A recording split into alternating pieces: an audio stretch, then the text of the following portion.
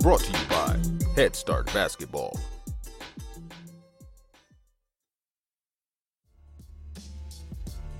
Hey Hoopheads, wanted to take a minute to shout out our partners and friends at Dr. Dish Basketball. We've had their partnership manager and training specialist Jefferson Mason and marketing manager Nick Bartlett on the show in the past, and we couldn't be more excited about what they're doing for the game of basketball. Their Dr. Dish shooting machines are undoubtedly the most advanced and user-friendly machines on the market, and truly accelerate skill development faster than ever. Beyond efficient reps, Dr. Dish provides training expertise and versatility designed to develop complete players. The new Dr. Dish CT machine has further revolutionized basketball training with over 150 plus on-demand individual and team workouts from some of the best coaches and trainers in the game. These workouts include video instruction and combine game-like shooting drills with ball handling, conditioning, and agility drills. Along with workouts, the Dr. Dish training management system also provides stat tracking and analytics to track progress and ensure accountability.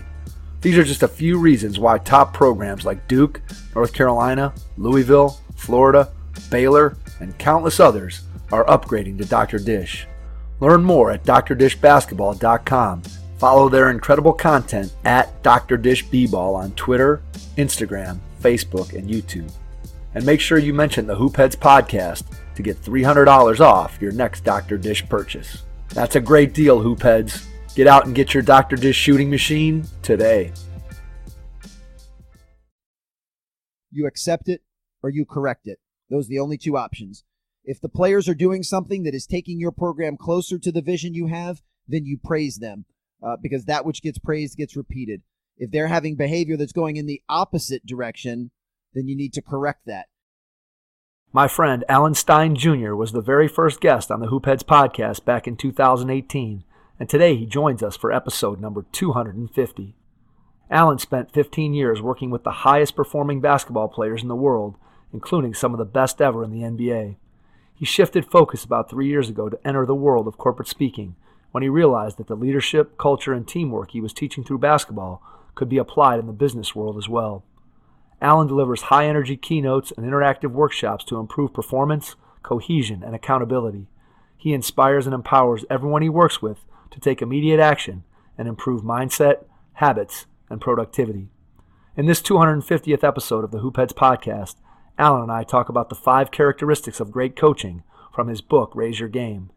Check the show notes to order your copy today. After you finish listening to this episode, please leave us a 5-star rating and review on your favorite podcast app. Those ratings help others in the basketball community to find our show. Make sure you subscribe to the Hoopheads podcast on iTunes, SoundCloud, Stitcher, Spotify, Google Play, or YouTube so you never miss an episode. We plan to be around for a long time, giving you access to some of the best minds in the game, from the grassroots to the NBA. Thanks for listening, and we hope you continue to join us for the next 250 episodes. Go grab your notebook right now so you can write down all your favorite quotes as you listen to this episode of the Hoopheads podcast with Alan Stein Jr. Hello and welcome to the Hoopheads podcast. It's Mike Klinzing here without my co-host Jason Sunkel this morning, but I am pleased to welcome back to the podcast our very first guest on the Hoopheads podcast for episode number 250. Alan, can you believe 250 episodes since we had you on that first time? Alan Stein, welcome back to the podcast. Man, I can't believe it. You major hats off to you, my friend. 250 is an incredible landmark, and your show was phenomenal from the get-go and continues to get even better because of how much work and preparation you put into it. So please take a bow, Mr. Mike, because you should be very proud. 250 is really awesome. Well, I pass out all the kudos to our guests, and it all started with you, and the help that you've given to us has been invaluable in the growth of the podcast. So as I will say probably multiple times here today, thank you very much for all the help that you've given us. And it got us off to a great start, and it's just continuing on today. And we're honored to have you back on for number 250. Hard to believe that we've gotten all the way up to that number, and we're going to keep on chugging along here. So yeah, well, you go ahead and sign me up for number 500 and all right, 1,000. All right, I'll you're go ahead in. and do those too. We're marking them down. We'll mark you down for those. So what we thought we would do today, Alan, is kind of go back and talk a little bit about your book, Raise Your Game, and focus in on the coaching section that you wrote, and just kind of go through the 5 pillars of coaching that you talked about in the book, and that'll give us a chance to dive into those a little bit deeper and maybe take some tangents along the way and hear some stories. So let's start out with what it takes to be a good coach. And the first thing we want to talk about is vision. So give us an idea of why a coach needs vision and what vision for a coach looks like. Vision is vital because it's the foundation to which the rest of the house is built. When it comes to putting an organization together, you have to have a clear, crisp vision of where you want to go, of what you want this team to be, how you're going to measure whether or not you're being successful. And, vision is much more than just saying, well, we want to win a championship. That's a rather shallow vision. You want to get great clarity on everything that you want this program or this team to be. So that's including things like, your standards of excellence and the culture that you're hoping that you're going to be able to create. And really a leader's job is to have a positive influence over everyone and to help everyone become the best version of themselves. But it's also to get everyone aligned with that vision and buying in and believing into that vision so that people are willing to make personal sacrifices to get closer to that vision. And, we can even take outside of just the game of basketball. When you look at some of the most visionary people in existence, even somebody like a Steve Jobs comes to mind, and his vision of what Apple was going to become and the types of products that they were going to develop and the way at which they were going to develop them. He had a vision that at the time people thought he was insane, but he had such clarity on that and got enough good people around him to believe in that vision that, they were able to change history and create some pretty remarkable stuff. So vision and knowing where you want to go and who you want to be is vital. So let's think about that from, let's say, a high school coach's perspective. When they start thinking about what's the vision for where I want my program to be, how much time do you think, or when is the proper time to start thinking about that vision? Because when I look at that, I say, boy, and we've talked to a bunch of coaches here on the podcast who have said, I started out as a 7th grade coach, or I started out as an assistant JV coach. And even at that moment, I was already formulating my vision. I was taking notes. I was creating a notebook with things that I liked about what my current program was doing, things I didn't like, or things that I'm definitely going to do, things that I'm not going to do. And I think that's something that is very, very important for coaches out there to understand, is that the vision can't happen like, oh, here I am in the job, and now suddenly I'm trying to create this vision on the fly. I think it's something that the good coaches have in mind right from the very beginning and even prior to the beginning of their tenure in a particular job. Absolutely. I love the way you painted that picture. And vision to me is a coach saying, okay, what do I want my legacy to be when it actually comes to coaching? That if you could fast forward 20 years from today, what would I want the people that I care most about and that I love the most to say about my program? Are they going to say that this was a program where the kids had an awesome experience, not just on the court, but off the court? Is this a program that developed players? And let's just use, we'll just take the male side of things, that developed players to become great young men on and off the court, where they got the best out of their potential? Is this a type of program, especially at the high school level, that teaches life lessons that far exceed what they do just when they're playing the game of basketball? Is this the type of program that created a brotherhood and a cohesive unit where the players truly cared and respected each other? Is this the type of program that instilled a competitive fire where players wanted to compete every single day in practice, but did so in a healthy way, that the backup point guard pushed as hard as he could to get more minutes from the starting point guard, but they both did so in a way that made the team better? And, was this a program that kids are going to want to come back to and visit you 10 years after they graduate from high school? To me, that would kind of be the vision of what I'd want to create. And I believe that if you do all of those things, then you give yourself the best chance to win. Notice I didn't say that my vision is to win 7 state championships, because I believe that if you do all of those things, you'll put yourself in the best position possible to win state championships. So you don't even need to talk about it or worry about it. And that type of vision, I think, is vital. And one thing that I've done that's really helped my own personal life, and I hope this is something that the coaches find valuable, I've kind of created my own personal vision, and it's really simplified my life. I'll actually, at the time of this recording, I'll be turning 44 in a few days, and I keep trying to picture the man that I want to be at 64. 20 years from now, who do I want to be? I want to be someone of high energy and high vitality. I want to be someone that has a very connected relationship with his children, someone that's pursuing his craft and his passion. And I don't know if that will be speaking and writing then or not, but I know that whatever I'll be doing then, I'll be all in, and it'll be something I love. I want to be someone that is a true servant of others and fills other people's buckets. I want to be someone that's mentally, physically, and emotionally fit. So as I picture this vision of who I want to be at 64, it makes my current decision-making so much easier, because every decision I make in my life now, I just ask myself the binary question, is doing this thing going to take me closer to being that guy at 64, or is it going to take me further away? And the reason I bring that up is that's what I would want coaches to do with their program. They have a vision of the type of program that they want, and then every single behavior that they have or that someone on their team has is either going to take them closer to being that program, or it's going to take them further away. And then it's that old adage that you and I have talked about before: you accept it or you correct it. Those are the only two options. If the players are doing something that is taking your program closer to the vision you have, then you praise them, because that which gets praised gets repeated. If they're having behavior that's going in the opposite direction, then you need to correct that. And I think that if you can have that binary filter for your own personal vision and for your program's vision, it simplifies life, excuse me, but will also make sure that you're being as efficient as possible. I love the connection between the personal vision that a coach might have, because a lot of times we all know that it's very, very easy as a coach to get caught up in some of those ancillary things and the winning and losing and the day-to-day grind of what it is that you're trying to do.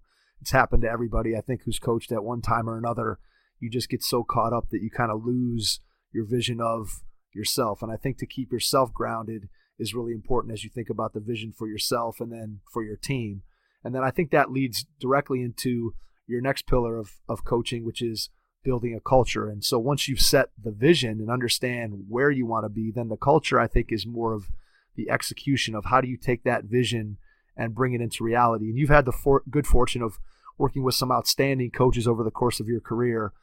How do they go about communicating that vision and creating that culture within their team? Give us some tips, some ideas, some things that you've seen coaches do well that has enabled them to turn their vision into a reality and create the type of culture that they're looking to build at their program. Man, I love the way you just set that up, and you nailed it. And I would actually recommend folks hit the rewind button and listen to what Mike just said a couple more times, because it was laced with gold. What you in essence said is, culture is the alignment between beliefs and behavior. So the beliefs in this case is akin to the vision. Like, this is what we believe is what this program needs to become the program we want to become. But then how are we behaving on a daily basis? And those things need to be in perfect alignment. And ultimately, that's what your culture is. I think the first step to creating a culture, I'm going to take a page out of Coach K's book, is to create standards and to collectively curate these standards from everyone that's on the team, players and coaches, but even managers, strength coaches. Anyone that's involved with the team should have a say in what the standards are, the standards of excellence that we need to collectively uphold, because this is what we believe is best, and then love each other enough to hold each other accountable to those standards so that the behavior is in alignment. And if what you believe and the vision you have is swimming in the same direction as your behavior and your daily actions, then you've created a culture. And it's important for coaches to know every single program and every single organization in the world has a culture. Just some of them are good and some of them are bad, but everyone has a culture.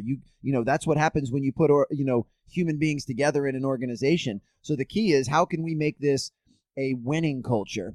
And when I say winning, I know this is an audio podcast, but I'm saying it with air quotes because I'm not talking about winning games. I've seen teams that were 500 as far as wins, losses, but they had a winning culture because they lived up to their standards. They did things right. They just simply didn't have the talent to be able to win a lot, but they most certainly had a winning culture. I've also seen teams that were just oozing with talent and had awful cultures, and yet they still won a decent amount of games. So, they're winning most of their games, but I actually think they have a losing culture. They just happen to be winning in spite of their culture, not because of it. So culture is a buzzword, and it's thrown around a lot, and I think there's a lot of misunderstanding in what it is. It's living out the values and vision that you have, and that is vital, because culture is the number one determining factor on whether you'll be successful long term, both on and off the court. All right, so that goes to my next question, which you just hit on it with the long-term piece. I think one of the things that I see high school coaches struggle with, especially a coach who comes into a new program who's trying to establish a new culture, and you don't get necessarily the wins and losses right out of the gate. So I'm a new coach, and maybe my first season I'm below 500, and I have this vision, I have this culture that I want to build, and I think at times it can become difficult to sell that culture, to get kids to believe in that culture, to get parents to believe in that culture, to get the community to believe in that culture, if the wins and losses are not where everybody would want them to be. What advice might you have for a coach who's in that situation, who comes into a program that hasn't had much success and is trying to turn it around? What can they do to make sure that everybody stays on that same page where, yeah, we're not getting those wins on the scoreboard, but look at all these other things that are happening. We're eventually going to get there because of my vision, because of the culture. How does a coach stay on the right path, even as maybe they're not winning as many games as they would like to?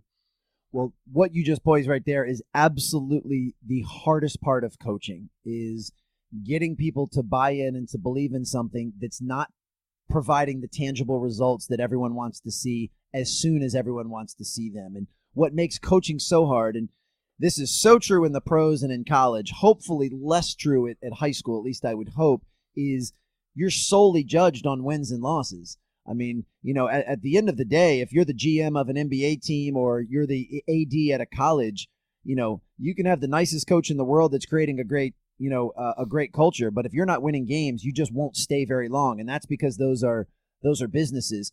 I would hope that high school coaches are not getting fired for lack of wins if they are great role models and they've created a winning culture and they've got, they're doing things the right way. I would hope that a high school administration would value that over simply wins. But, I know that is trickling down to the high school level. And I also want to make the disclaimer that I'm well aware that everything that I say during this podcast or any of my talks, I deliver in a very matter-of-fact tone. But don't get it twisted. Nothing I'm saying is easy.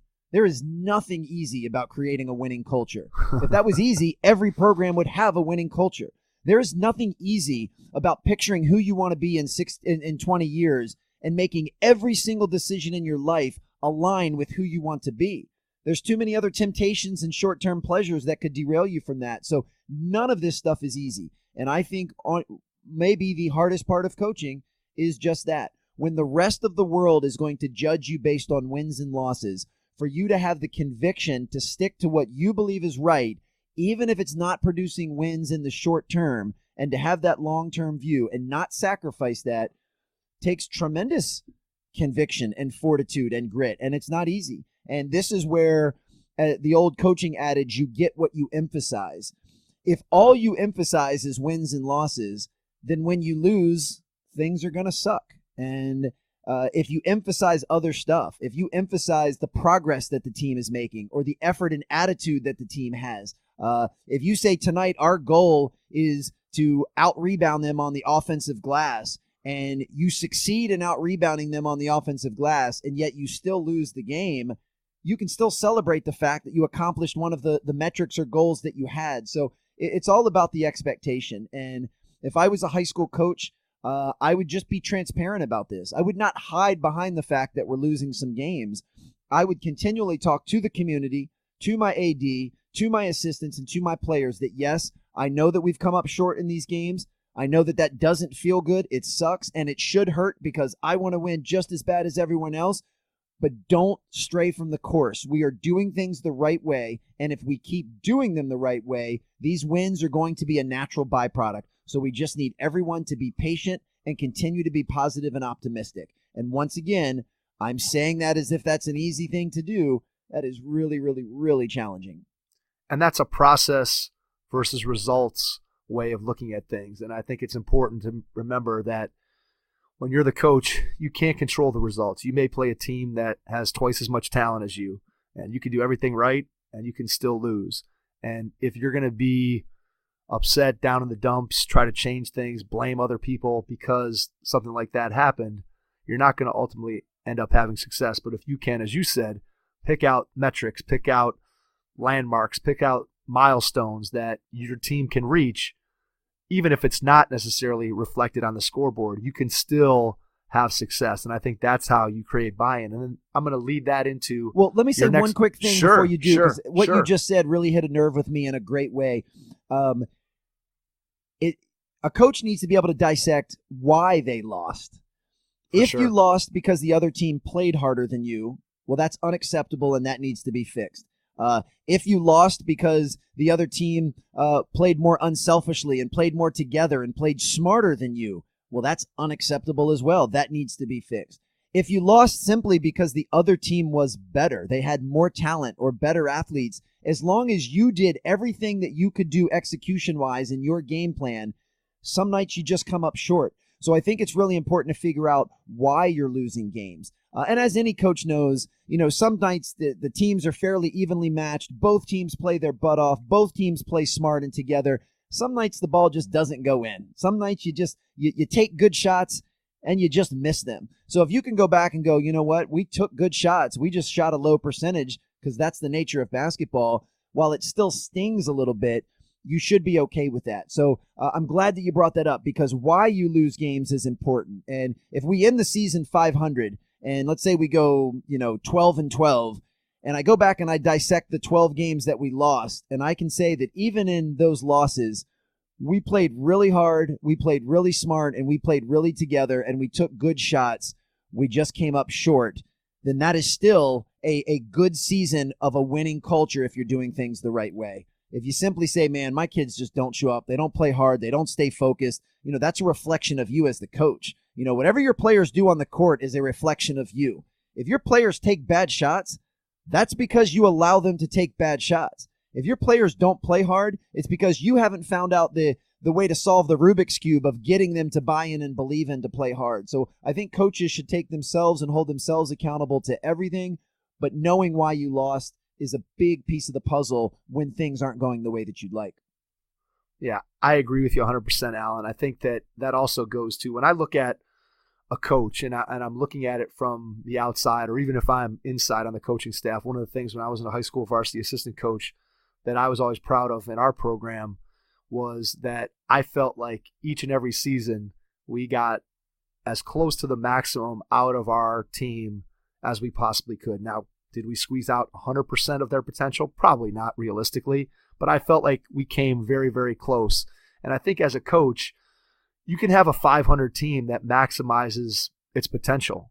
And you can also have a team that goes 23-2 and doesn't come close to maximizing their potential, both as basketball players and as human beings. And I think that's where, again, it goes down to focusing on your processes and not the ultimate results on the scoreboard. As you said, we all know that publicly, coaches are judged by wins and losses. But internally, hopefully there's a lot more things that a coach is basing their success on than just those wins and losses. Well said. Head Start Basketball, along with members of the Jay Billis Skills Camp staff, will be hosting the very first Prime Skills Camp, an affiliate of the Jay Billis Skills Camp that is held annually in Charlotte, North Carolina.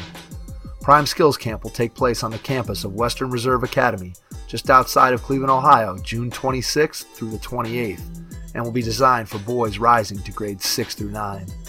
Prime Skills Camp will mirror the Jay Billis Skills Camp in daily programming, teaching, coach-to-camper ratio, and quality of instruction. Prime Skills Camp brings all of the team-oriented individual instruction, focus on the fundamentals, and high-level coaching to young men aspiring to a high school varsity basketball experience.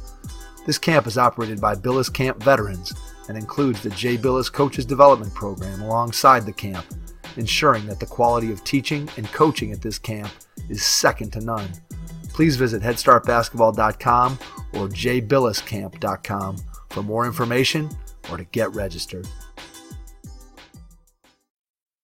All right, so that leads us to being a servant. And I love one of the things that you have in the book that says, remember that when you are a leader, that the people that are, quote, underneath you, they don't work for you, you work for them. So talk about how important that is for a coach to keep that in mind as they're coaching their team. It's vital. And this is, one of the reasons that I do love my work is that I can jockey back and forth between having an awesome conversation with you and your listeners on basketball. And then yesterday I was on a stage talking to folks in the corporate world about the exact same stuff.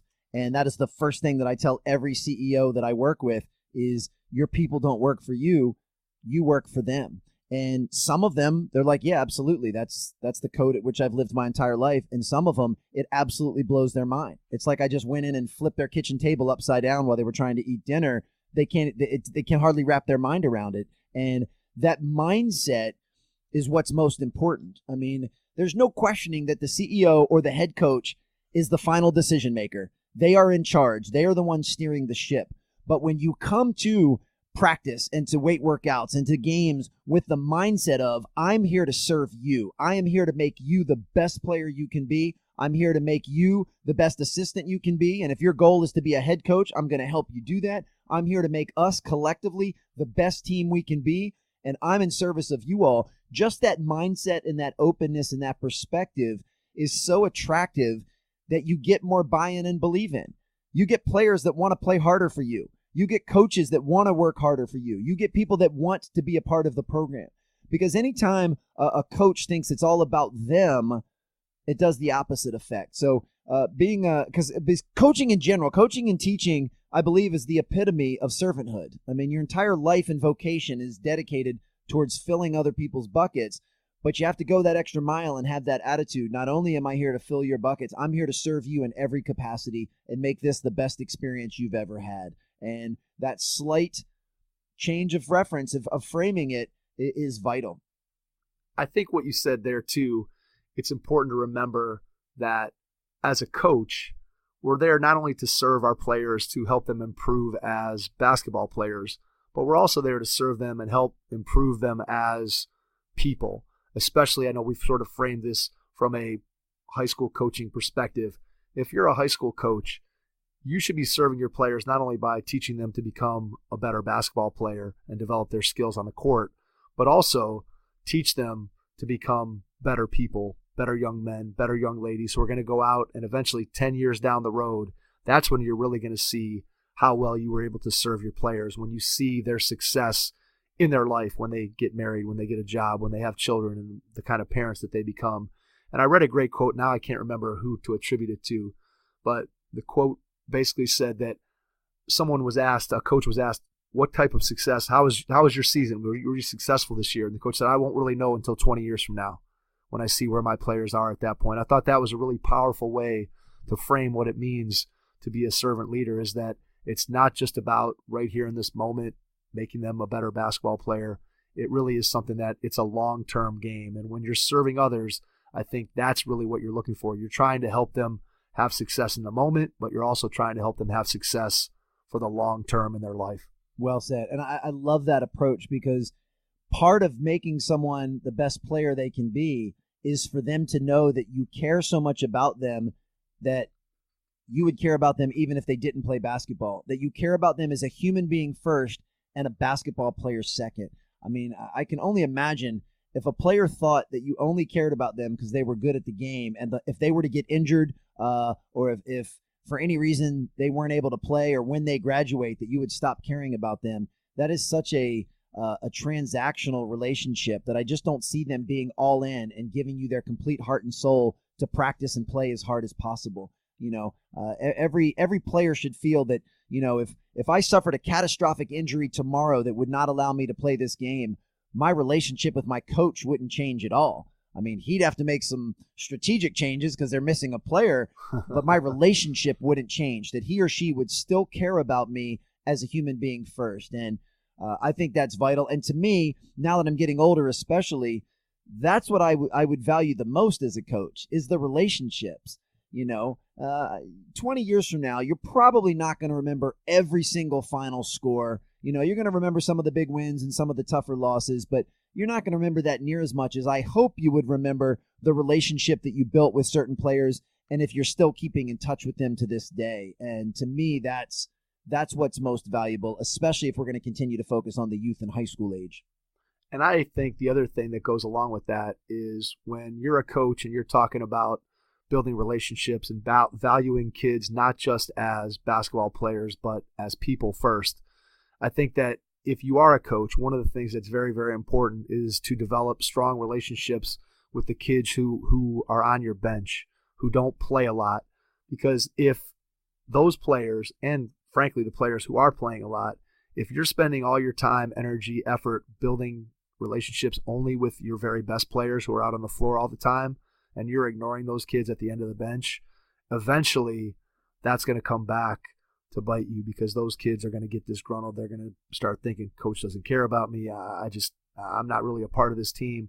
And I think that's very, very important when we talk about being a servant leader, is you're not just there to serve the people who can serve you, but you're there to serve everybody. And to me, being a great coach and having a great culture and instilling your vision, all the things we've talked about to this point, I think it's critical for you to be able to build those relationships with every single person who's a part of your program. That could be the manager, that could be your 15th man, that could be the water boy, that could be a faculty member who sits at the scorer's table and keeps your book for you. All those things I think are critical. And that goes to the next point that you bring up in coaching, which is a person's character. So talk a little bit about why, as a coach, you need to make sure that you are demonstrating positive character, great character, and how that helps you to be a success on and off the basketball court.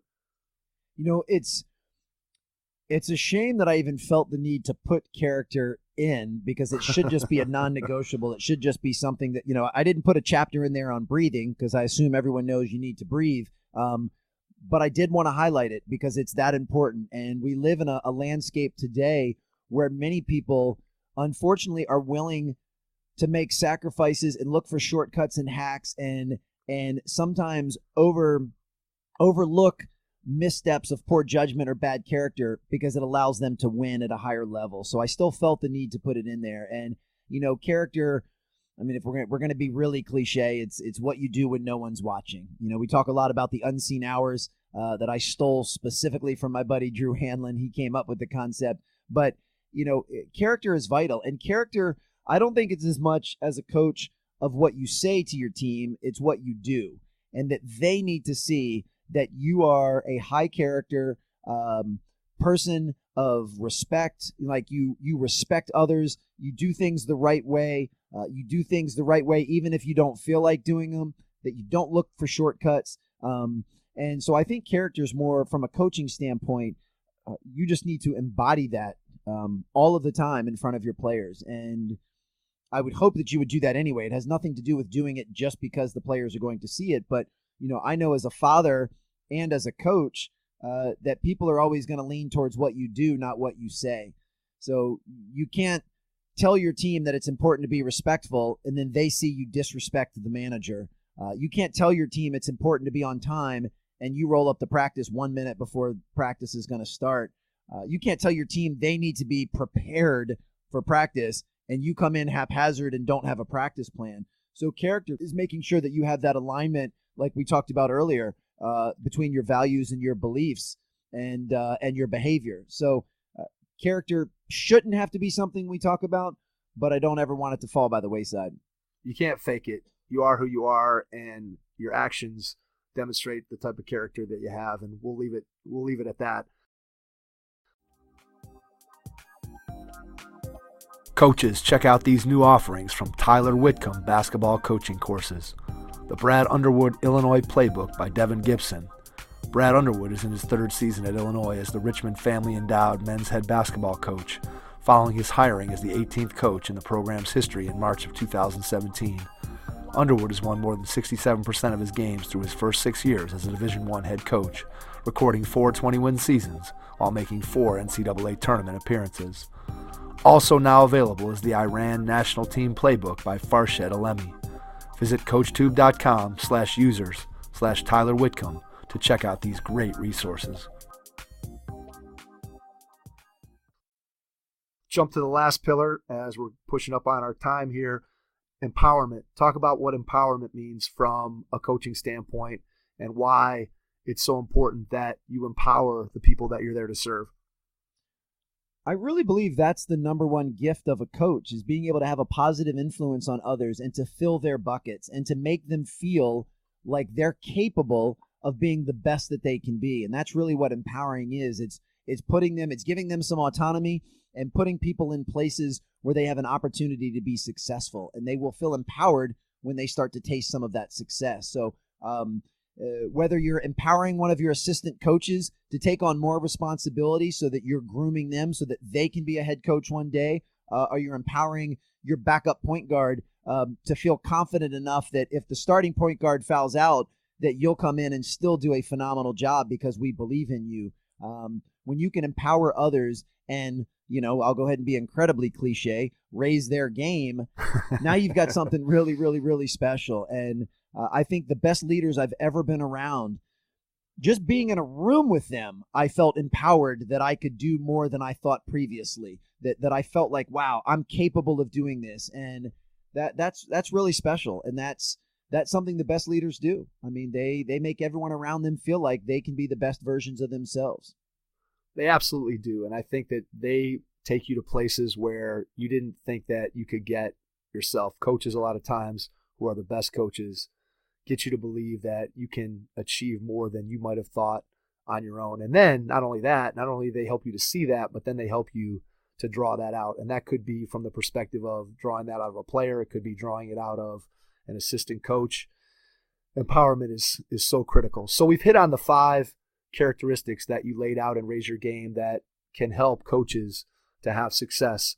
As we wrap up here, Alan, I want to give you a chance to once again share where people can get your book. You now have an accompanying workbook that goes along with the book for coaches who are out there that want to go through the book with their team as part of a book group, a book study. And it's great stuff. So let people know where they can find out more information about that. Share any other ways that people can reach out to you, get in contact with you, and then I'll jump back on and wrap things up. This is my favorite part of every episode, where I just get to talk about myself and plug all of my stuff. Thank you so much. So if everyone's available for the next 20 minutes, I'd like to tell you about... No. Thank you so much, Mike. You are the best. As far as the book, you can go to raiseyourgamebook.com. I am able to offer a 42% discount for anyone that wants to buy in bulk. So if you want to get 10 or 15 or 25 copies for your team or program, I can give you a great discount, and I can sign each copy. As Mike mentioned, I just released what I'm calling the Book Club, which is a facilitator guidebook and a team member workbook, which actually allows you to sit down formally with your team and take the lessons and strategies from Raise Your Game and put them into action. And it's a great way to create some dialogue and some cohesion. I also just released the Raise Your Game show, which is currently just a podcast, but will eventually be hopefully an internet show with video. And you can just search for the Raise Your Game show and Alan Stein Jr. In iTunes or wherever you listen to this podcast. You'll be able to find it there as well. I'm at Alan Stein Jr. on Instagram, Twitter, LinkedIn, Facebook, and I'm always posting this type of stuff. And then lastly, if you have any interest in the speaking portion, whether to bring me in to speak to your team or your whole athletic department or whole school, and that can be done either virtually through a video call or in person, just go to alansteinjr.com. And anyone listening to this in the continental United States, you can subscribe to my email list and get some free bonuses by just texting the word bonus to 66866. As soon as you're done listening after Mike wraps up, just text bonus to 66866. I'll send you some notes on all of the talks that I give, a few other free goodies, and then you'll subscribe to the list where I send out 3 monthly emails. So that was a lot of self-promotion. So back to you, Mike. Love it. We will put all of that in the show notes so that people who are not in the car, who are in the car and furiously trying to scribble that down, you can just be patient and go to hoopheads.com and find find episode 250. You'll be able to scribble all that down and reach out to Alan and get that information from him. A lot of great stuff. Everything that he does it first class, and I think you could see that from the podcast. Alan, I can't thank you enough for being number 250 and number 1, and it looks like number 500 and number 1,000. So hopefully we'll still be, hopefully the show will still be kicking when we get to number 1,000. But I can't thank you enough for taking some time out of your schedule this morning to jump on with us again. And to everyone out there, thanks for listening, and we will catch you on our next episode. Thanks. Registration is now open at headstartbasketball.com for this summer's Head Start basketball camps. We'll be hosting camps for boys and girls in grades 1 through 6 throughout the greater Cleveland area. Get registered today and make sure you hit the courts with us this summer. Thanks for listening to the Hoop Heads podcast, presented by Head Start Basketball.